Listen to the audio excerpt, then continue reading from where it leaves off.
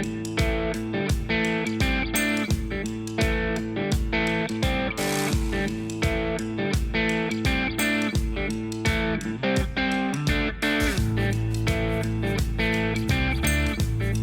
hey everybody, Texicureans are here today with a very special group and my dear friend. This is my dear friend Tammy Five, and she is the former director of Strutters at Texas State University. And we have here 9 Strutter alums. And they are wearing the most beautiful aprons. So, hey Strutters! It's a thing, y'all. You have to understand. So, we are here today. There's a couple of things that are really exciting. Strutters is celebrating 65 years since its founding with Miss Tidwell at Texas State University in 1960. And Tammy is the third director. And she lives here in New Braunfels and just very close enough to be close to Texas State. And she is the choreographer and director for the Texas State Strutters from the years 2013 until 2023. So very recently. This year. Very recently, yes. And she would have over every year the Strutter officers. And they would gather here in your lovely kitchen, and this is the dish that you made for them. Yeah, it's a very strange story. I started making this for my daughter, and I had one of her friends that lived with us, and it was their favorite dish. So I told that first year of officers, hey, there's this dish that my daughter loves, and would y'all like for me to make it for you for a Christmas party? And then it just became a Strutter thing that everybody wanted to come to my house for chicken and broccoli. Do you think maybe we should give it the recipe name, that Strutter thing? That Strutter thing, yeah.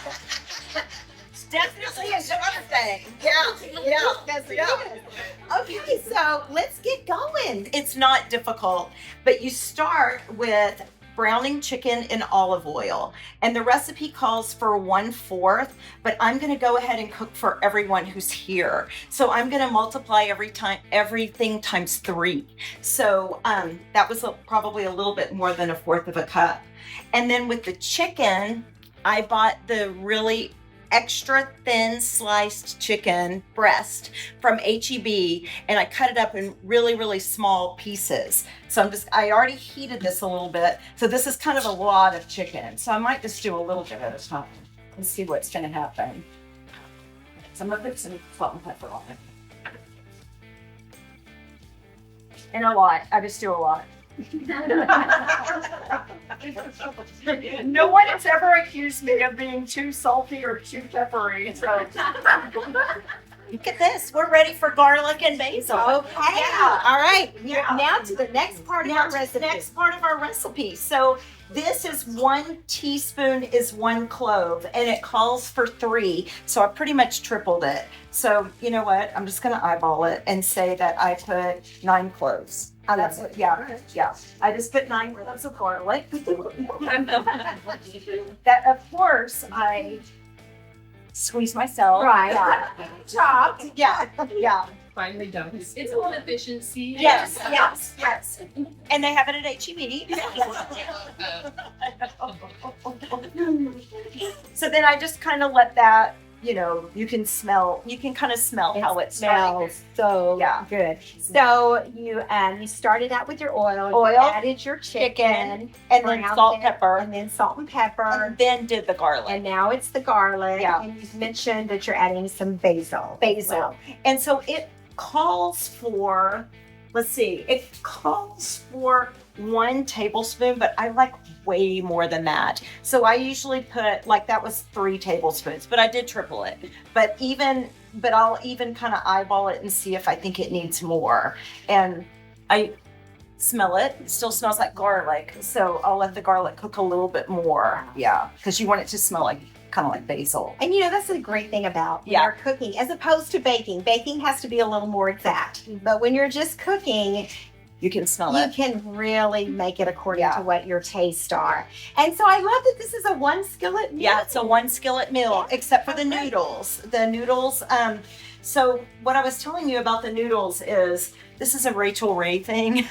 And what you do is you just put the noodles with salt and water and you put it in the microwave for 9 minutes. And then you check it, stir it, and then if it needs more, you just put it in for more. Wow. And so I was always a Rachel Like magic. Ray. Yeah, I was always a Rachel Ray. I watched all of her episodes and I just always liked her. So that's easier than boiling it. And, you know, some people still like to boil it, but what happens when I boil it is I keep tasting it. And then I'm not hungry anymore. Yeah, that's kind of the nice thing about cooking. I Yeah. think it's one of the benefits of cooking. True. And actually, I've cooked with a couple of professional chefs. Most people I cook with are just like you and me. We just love to cook. And they have said, if you're not tasting your food while you're cooking it, you really are not doing it right. Yeah. So you got I'm adding more to basil. got to keep that tasting I thing. want it to smell more like basil, so I just added more. So I used 2 different kinds. So this kind is chopped up finer, but it smells a little bit stronger, and this one's prettier, so it looks a little bit, but it's not quite as strong as the other one. And if any of you have noticed, being pretty is a thing with Strutters. As you look around this room and looking nice, how things appear, this is all real important to Strutters. So we want our food to look good as well. Can y'all smell it? Yeah, it smells so good. So see, that's the way you want it to look. You want it to look like it's got the basil all over it, and you want the chicken to be pretty brown. I don't know, I just don't like it as much if the chicken's really white. Can y'all see it? You see it? I think I should try it from one to make sure. Oh, but just wait. The best is yet to come, Macy.